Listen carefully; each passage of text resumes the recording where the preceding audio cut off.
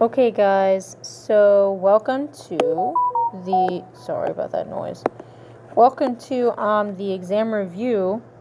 And so I'm going to take maybe about 30-45 minutes, that's the goal, to go over some of the more critical types of problems that you're going to see on this test. I am going to solve a few, so stay tuned. I'm not going to solve all of them though, so you're going to use what I say in this video, how I solve these, and then you're going to solve the rest. And also, I am extending the period to take this exam. So just email me if you have any questions, and let's just get started. So I am going to solve number 1. So number 1 says, what is the domain of y equals square root of x minus 4 over the set of real numbers? And so all it's asking is, what is x allowed to be? What is it allowed to be? Because it can't just be anything, right? There are some functions where x has restrictions. Okay, and so we're just gonna guess and check. So this is my function, f of x equals the square root of x minus 4. And as you guys know, there's never supposed to be a negative under a square root. So if we get a negative, then we know that x is not supposed to be that. So let's try what happens. So y equals, so that is the same as y equals, by the way. Y equals square root of x minus 4. And so let's pretend x is 0. So then it becomes the square root of 0 minus 4. Oh my god. Stop doing that. Okay. Which is the square root of negative 4. But that's not supposed to work. We can't get a negative under the square root. So actually, x is not allowed to be 0. Okay? So now let's try what happens if we get 1. If we put 1 minus 4. So x would be 1. But we still end up getting a negative 3. So x can't be 1, x can't be 0, x can't be 2, or 3. But let's try 4. So 4 says, so 4 minus 4. So we have 4 minus 4. That's actually 0. But that's actually not a problem because first of all, 0 is not negative. It's not positive either, but it's not negative. And the square root of 0 is actually 0. And that actually works. So we found our first x value to where x is allowed to be 4. All right? And now we have... So now let's try another one. Let's try whenever x equals 5.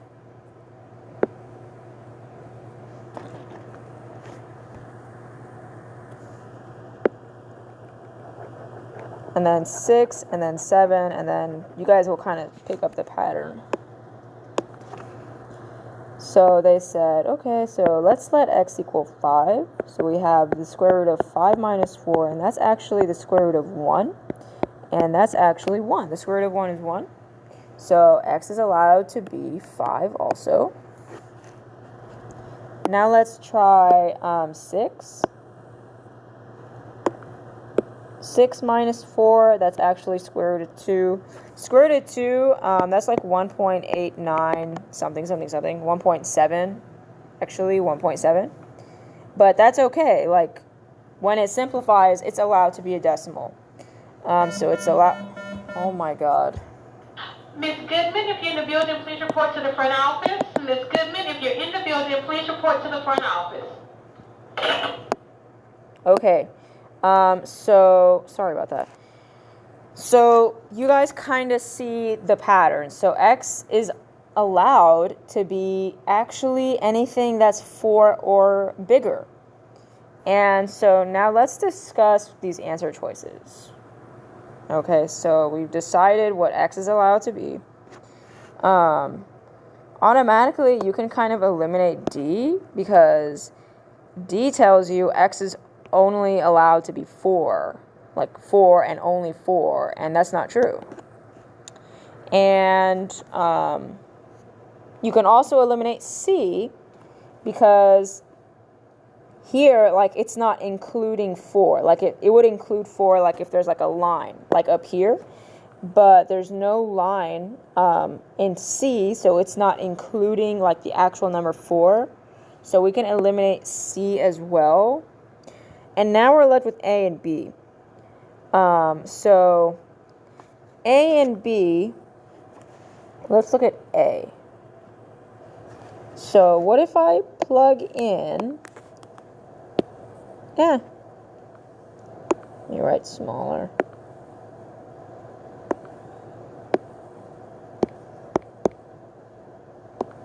Okay, so let's pretend x is 4. So is it true that 4 is less than or equal to 4? Yeah. Yeah, that's true. Now let's pretend I put 5 there.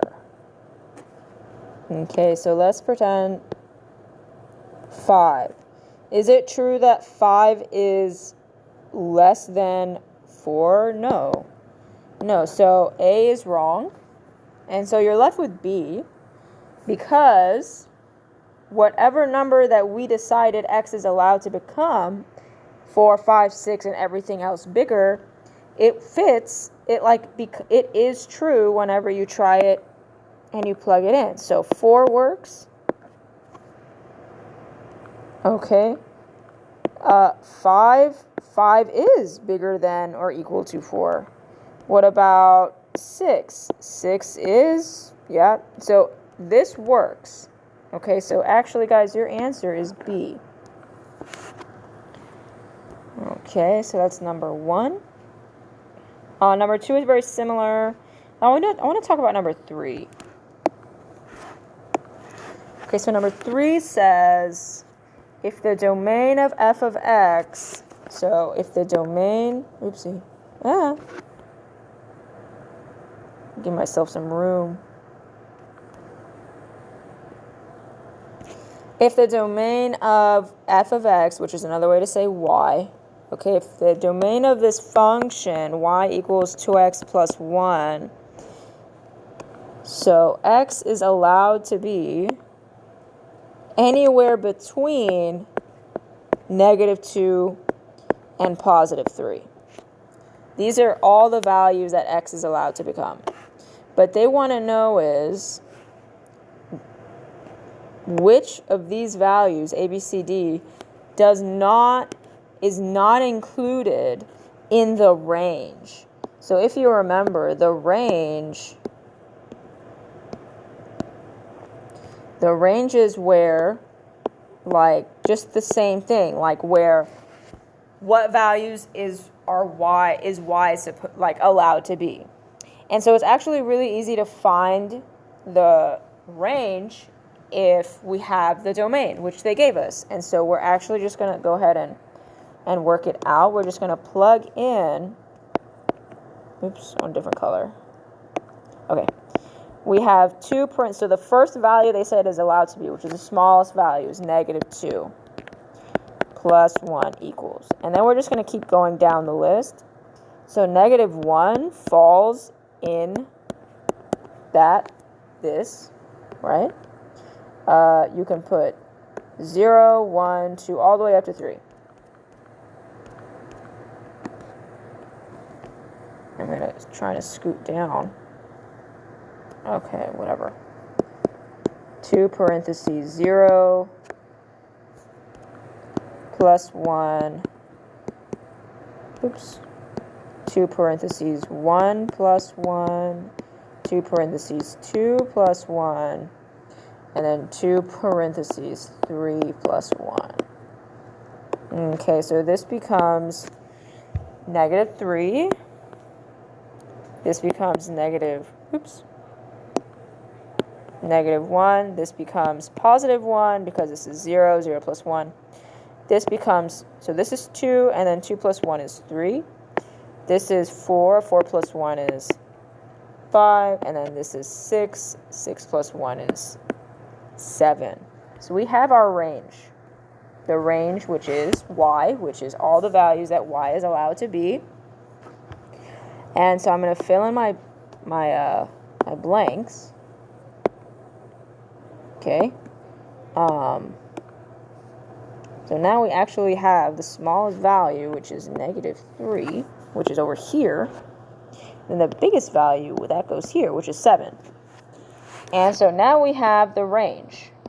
But remember, the question is asking which of these answer choices isn't in the range that we just figured out. And so, let's see here. So let's start with D. So 7 is in this included, right? So it's not D. C says 0. 0 is included in this range. So it's not C. B, negative 2. So almost no, but actually it still fits. So now let's talk about A. So negative 4 is all the way out, like over here. Okay, so it's actually outside of the range. So that would be our answer. Okay. Number 4, it's literally just asking you to use the vertical line test. So I'm not going to talk about that. Okay, it's very, very simple. Watch my other YouTube videos, please. Number 5, let's see here. Okay, the graph shows that the heart rate in beats per minute of a jogger during a 4-minute interval. So, what is the range of the jogger's heart rate? So remember, the range, guys, is the y. It's talking about the y values. So these are the y values, the y-axis. And notice where it starts.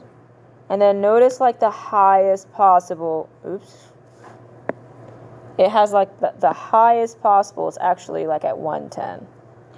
So the smallest y value is 60, and then the biggest y value is 110. So that would be your answer. Okay, it's pretty simple. These domain and range ones. So let's talk about domain now. I'll do one domain. So the domain, remember, it's the x-axis, all the x values, and it's asking you what's the smallest one, and then what's the biggest one. Okay, so obviously it's not those. And you want to be careful because you have to remember that domain is talking about x. It's not talking about y. Alright, because B had y in it. So the answer is A.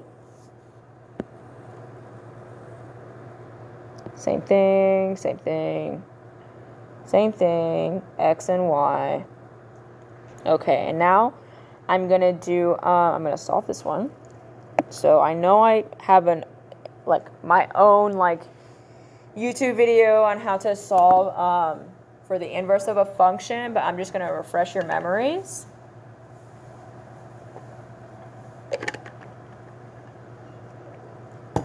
Ooh, sorry, drink some water. Okay. So remember, guys, the way to solve for the inverse of something, so remember the first step is to switch whatever x and y are, you want to switch wherever they are. Switch the places of x and y.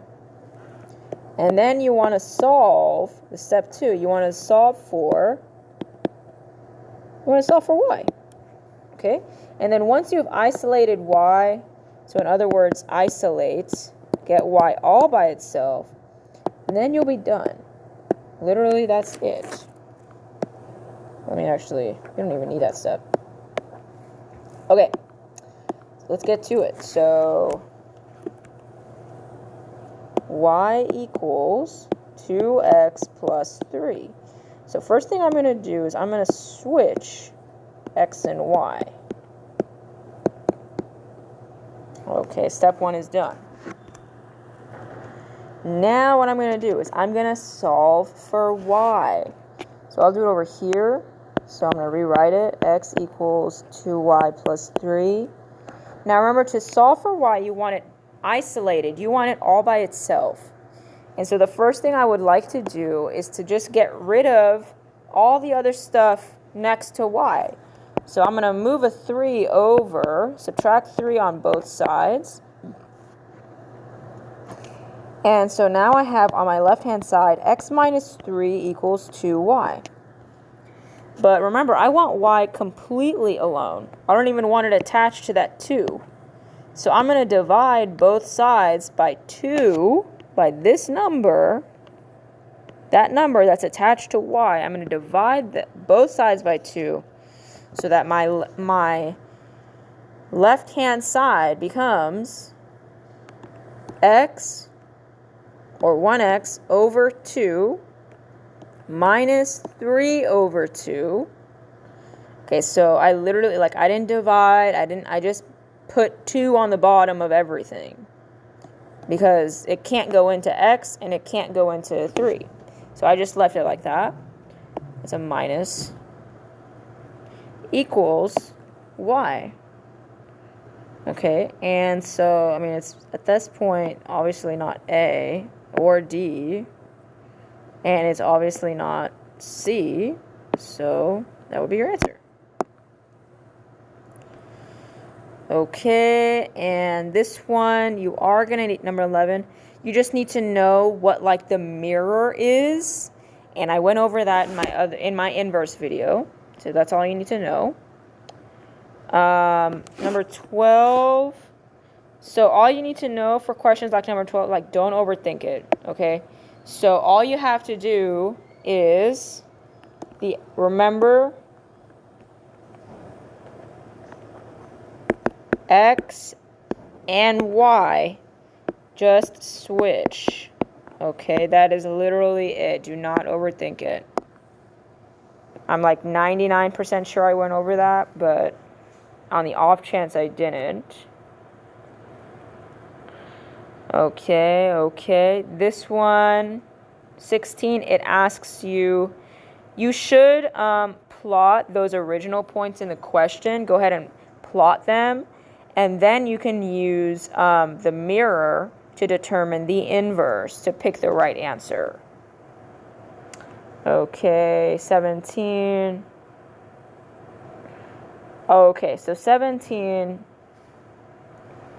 you have to, excuse me.